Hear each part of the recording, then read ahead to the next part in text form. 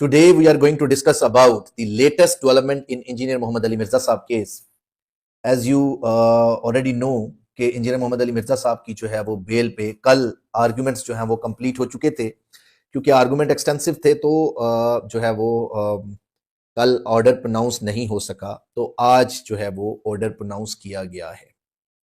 एक तो इसके बारे में हम डिस्कस करेंगे। नंबर 2 कि इंजीनियर मोहम्मद अली मिर्जा साहब के जो केस है उसमें जो जज साहब का ओपिनियन क्या है और क्या उसका जो है वो उन्होंने आउटकम निकाला और किस वजह से उन्होंने जो है वो ये डिसमिसल ऑर्डर दिया, उसके ऊपर भी हम इंशाल्लाह बात करेंगे। और इसके अलावा फर्दर हम लोग डिस्कस करेंगे कि इंजीनियर मोहम्मद अली मिर्जा साहब के अलावा हजारों लोग ऐसे हैं जो जेलों में पड़े हैं और वो भी इसी तरह विक्टिम हैं डिफरेंट फॉल्स एफआईआर्स या फॉल्स कंप्लेंट्स का जो है वो यानी उसके रिजल्ट में वो लोग जो है वो बिहाइंड द बार है। उसमें कुछ हम एग्जांपल्स के बारे में भी डिस्कस करेंगे, कुछ ऐसे केसेस जो हमने रियल लाइफ में कुछ केसेस किए जिसमें मैं आपको इवन कॉन्डक्ट ऑफ ए जजेस के बारे में भी इंशाल्लाह डिस्कस करेंगे कि जज के कॉन्डक्ट, कुछ यानी सारे जो है वो जजेस की बात नहीं मैं करता, लेकिन बहुत सारे मल्टीपल जजेस के जो है वो कॉन्डक्ट्स हमने जो है वो डिफरेंट डिस्ट्रिक्ट्स में जो है वो देखे, उनके बारे में भी हम इंशाल्लाह डिस्कस करेंगे। और इसके ऊपर जो फिर अभी 27th कॉन्स्टिट्यूशनल अमेंडमेंट जो आई है उसको हम आप खुद इसको जो है वो इंशाल्लाह डिस्क्राइब करेंगे और मैं अपने कंप्लीट जो है वो ग्राउंड्स आपको बताऊंगा, फिर आपने खुद उसको जो है वो एनालाइज करके जो है वो बताएंगे और मुझे आपका ओपिनियन जो है वो बड़ा जरूरी है कि आप उसमें ओपिनियन दें कि फिर 27th अमेंडमेंट जो है वो बिल्कुल ठीक हुई है या गलत हुई है, या इससे जो है वो जजेस की जो पावर्स को थोड़ा सा कर्टेल किया गया है, क्या इससे जो है वो इम्पैक्ट हुआ है, इसको पॉजिटिव या नेगेटिव का आपने जो है वो डिसाइड करना है। उसके बारे में भी हम इंशाल्लाह इन डिटेल डिस्कस करेंगे। सबसे पहले हम आते हैं जी इंजीनियर मोहम्मद अली मिर्जा साहब के केस की तरफ कि इंजीनियर मोहम्मद अली मिर्जा साहब का जो बेल पेंडिंग थी वो आज जो है वो डिसमिस कर दी गई है। और उसमें अब जब भी कभी कोई बेल डिसमिस होती है उसमें 3 पैरामीटर्स जो हैं वो बेसिकली देखे जाते हैं, जो मेरा ओपिनियन है कि 3 पैरामीटर्स देखे जाते हैं। नंबर 1 ये कि अगर जो है वो आपका केस जो है वो यू आर वेल इक्विप्ड, अगर आपकी लीगल टीम स्ट्रांग है और स्ट्रांग होने के बावजूद साथ आपके पास एविडेंसेस या स्ट्रांग जो है वो आपके पास ग्राउंड्स मौजूद हैं, तो आप जजेस को कन्विंस कर पाए तो देन आपको जो है वो फौरी तौर पे बेल ग्रांट कर दी जाती है। नंबर 1 ये पहली सिचुएशन है। नंबर 2 सेकंड सिचुएशन ये है कि एक कोई हाई फाई सेंसिटिव केस है और उसमें जजेस अंडर प्रेशर हैं। अगर वो प्रेशर में आ जाएं कि कोई फॉर एग्जांपल लोग जो हैं कोई मोब कोई पर्टिकुलर क्लास ऑफ पर्संस जो हैं वो कोई स्ट्राइक कर सकते हैं, कोई रैली निकाल सकते हैं, या कोई भी डिस्टरबेंस जो है वो पीस में या सिक्योरिटी में हो सकती है, तो उसके बर्डन में जज आ सकते हैं। उसकी वजह से भी जजेस के जो डिसीजन हैं वो अंडर इन्फ्लुएंस चले जाते हैं और उसकी वजह से जो है वो अगर उन्होंने सीधा काम भी करना भी चाहें तो फिर वो जो प्रेशर ग्रुप्स हैं वो उनकी जो है वो ऑर्डर्स में नेगेटिव रोल प्ले कर सकते हैं और उसकी वजह से जजेस जो है वो उसमें हार नहीं डालते और वो डिसमिस करके ऊपर के फोरम के लिए जो है वो जो है वो छोड़ देते हैं कि वो let the high court decide कि वो क्या करे। लेकिन ये जज के मैंडेट के खिलाफ है। अगर आप प्रेशर्स को एब्जॉर्ब नहीं कर सकते, अगर आप जो है वो किसी भी तरफ से जो भी इलीगल या इनवैलिड तरीके से कोई भी प्रेशर क्रिएट किया गया हो, कोई फॉर एग्जांपल कोई अनड्यू इन्फ्लुएंस हो, कोई भी ऐसी चीज हो, अगर आप उसको एब्जॉर्ब नहीं कर सकते तो मेरे नजदीक आपको जज बनना आपके लिए मेरे नजदीक ये गलत डिसीजन है। आपको जज बनना ही नहीं चाहिए और अगर आप जज बन चुके हैं तो आपको रिजाइन कर जाना चाहिए। अगर आप प्रेशर्स को एब्जॉर्ब नहीं कर सकते और आप जो है वो फेयर डिसीजन नहीं कर सकते, तो आप अगर प्रीवियस इस्लामिक हिस्ट्रीज में चले जाएं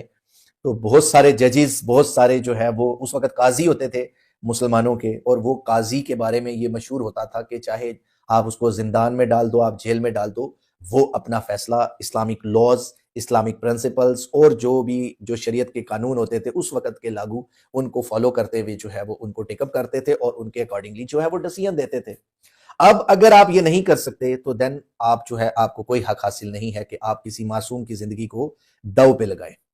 उसके बाद जो थर्ड एस्पेक्ट ये होता है कि अगर कोई इस तरह का सेंसिटिव इशू है जिसके अंदर आप जो है वो मिस इंटरप्रिटेशन ऑफ लॉ करें, या लेजिस्लेचर आपको प्रेशराइज करता है, या आपके पास कोई लॉ में कोई रास्ता मौजूद नहीं है, कोई लॉ में आपके पास रेमेडीज अवेलेबल नहीं है, या उसकी जो लीगल टीम है वो काफी कमजोर है जो असिस्ट नहीं कर पाती जज को, तो देन जो है वो जज आपकी बेल को डिसमिस कर सकते हैं। और अब ये जो तीन एस्पेक्ट हैं ये आप लोग डिसाइड करेंगे। अगर आपके पास इससे बेटर कोई और भी चौथा ऑप्शन भी है तो आप जरूर मुझे बताएंगे कमेंट्स में कि ये चौथा ऑप्शन भी हो सकता है।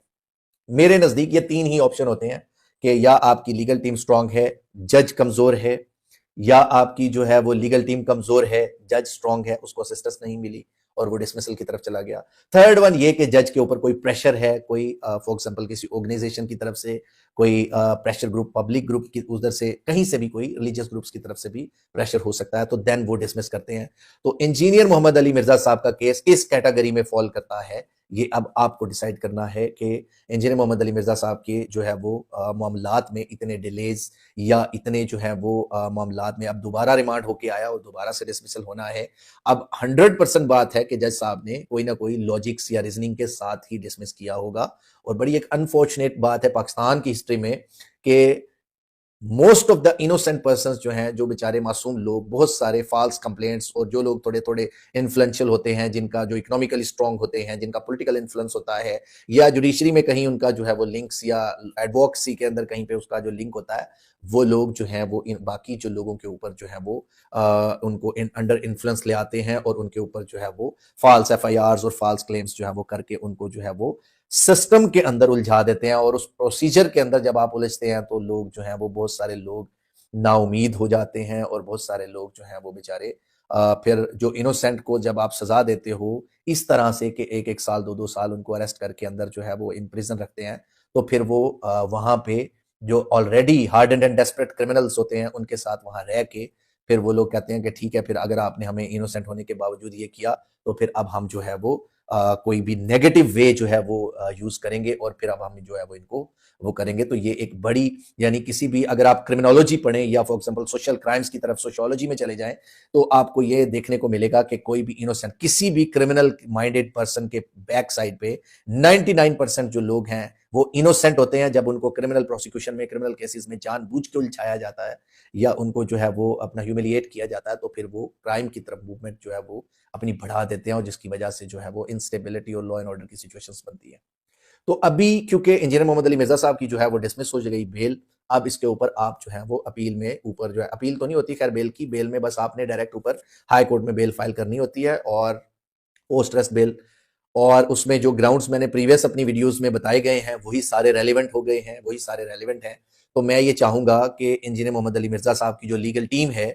वो करे क्या, वो पहले वेट करे कि काउंसिल ऑफ इस्लामिक आइडियोलॉजी का डिसीजन इनवैलिडेट हो जाए, और जो ही वो इनवैलिडेट होगा आपके पास बेल का राइट तो ऑलरेडी है, वो तो कंटिन्यूअस है। आप उसको इनवैलिडेट कराने के बाद आप ये सारे जो ऑर्डर्स और सारे एविडेंस साथ लगा के देन ऊपर जो है वो हाई कोर्ट के अंदर जो है वो मूव करें पोस्ट रेस्ट बेल, और इंशाल्लाह आई पर्सनली बिलीव कि उनकी जो है वो बेल हो जाएगी। और फिर उस बेल में स्ट्रेटेजी क्या होनी चाहिए, मैंने अपनी प्रीवियस वीडियोस में मल्टीपल टाइम्स जो है वो कहा कि आपने स्ट्रेटेजाइज कैसे करना है। आपने सबसे पहले जो एफआईआर है उसके डेंट्स को हाईलाइट करना है। नंबर 2, क्योंकि इसमें डीपर एप्रिसिएशन की इतनी गुंजाइश नहीं होती, जब आप हाई कोर्ट में या किसी भी जगह बेल स्टेज पे जब आप बात कर रहे होते हैं तो डीपर एप्रिसिएशन की जरूरत नहीं होती, लेकिन डीपर एप्रिसिएशन से मना भी नहीं किया गया कोर्ट को, और आपको जो है वो डेंट क्रिएट करने होते हैं। तो हाई कोर्ट में क्योंकि जब आप जाओगे तो सबसे पहले आपने बेल के अंदर जो डेंट्स है उनको हाईलाइट करना है, देन आपने उसके बाद जब वो हाईलाइट कर लें तो देन आपने 295C जो है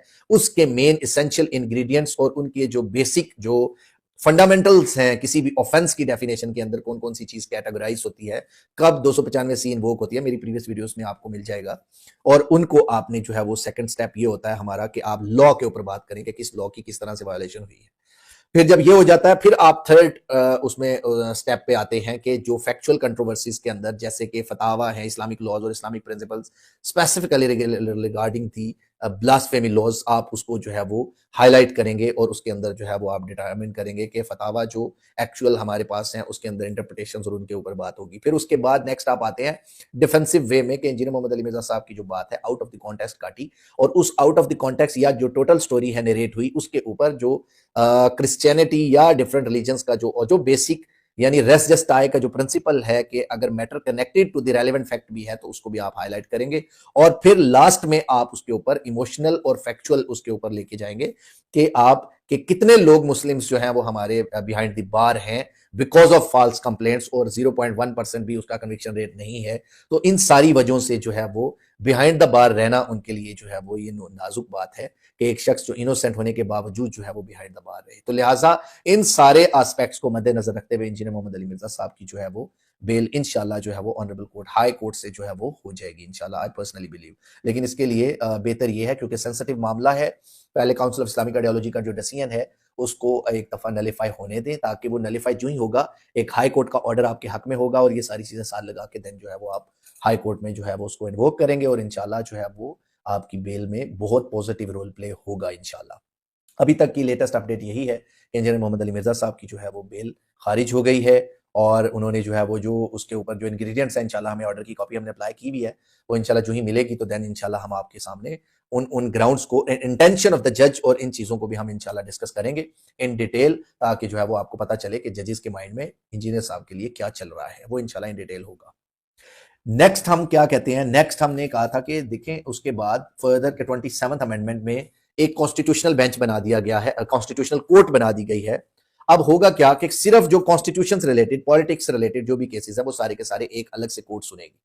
मेरे नजदीक मैं इसको कहता हूं कि आप इस चीज को जो भी सोचें, मैं इसको ये सोचता हूं कि देखें जब कॉन्स्टिट्यूशनल कोर्ट एक अलग से बन गई, कॉन्स्टिट्यूशनल कोर्ट में कौन से केस जा सकते हैं, पॉलिटिकल केसेस जितने आपके कॉन्स्टिट्यूशनल इंटरप्रिटेशन इलेक्शन से रिलेटेड जो भी यानी गवर्नमेंट से रिलेटेड जो मामलात हैं वो सारे तकरीबन उसमें जाएंगे। अब आम बंदे को जो लेमैन है उनका कोई लेना देना एज सच डायरेक्टली इसके केसेस के साथ नहीं होता। उनका लेना देना किन केसेस के साथ है, आपकी जमीन पे कब्जा हुआ, आपके घर पे कब्जा हुआ, आपकी प्रॉपर्टी किसी ने कोई जो है वो कोई भी ऐसा क्रिमिनल मामलात जो टैक्स की एवेजन का मामला हो गया, टैक्स की तरफ से कोई गड़बड़ हो गई, कोई और जितने भी मामलात हैं जो आपके डोमेस्टिक लाइफ सोशल लाइफ से रिलेटेड हैं, कोई कन्विक्शन हो गई, कोई सजा नहीं हुई, कोई एक्वेटल हो गए, कोई मुलजम बरी हो गए, कोई जो आपके